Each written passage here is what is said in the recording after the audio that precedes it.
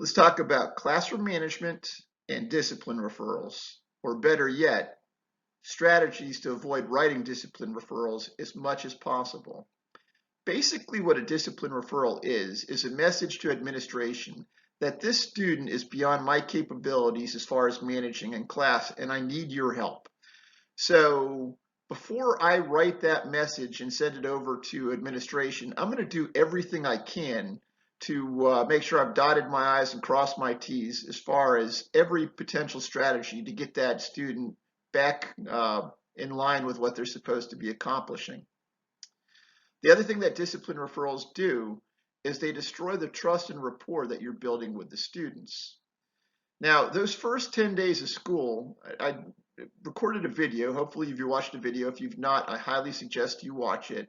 The first 10 days of school are when you're going to create the infrastructure and create a culture of meaningful learning for your students by putting rules and procedures in place.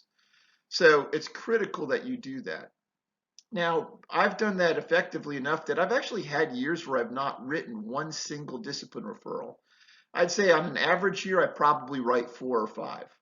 And students appreciate that. They appreciate someone having good classroom management skills because most of them are there to work and learn. And a disruptive, chaotic class is not conducive to that. Administration also appreciates it because you're keeping those issues off their desk.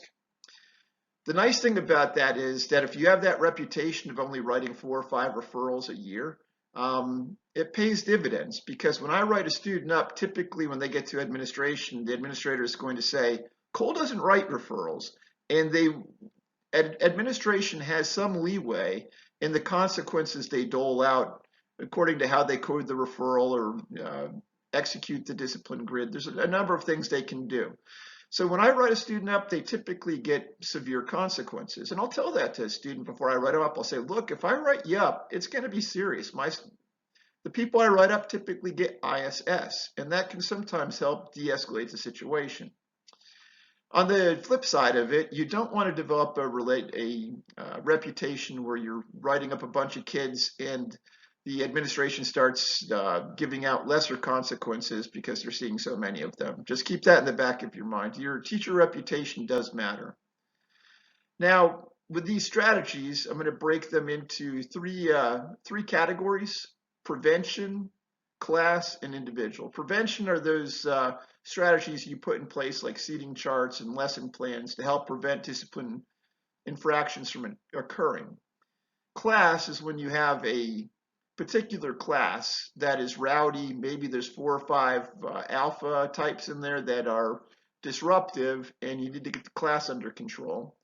And then individuals is when you have 1 or 2 individuals in a class where you need to implement strategies to try to avoid writing them up if possible.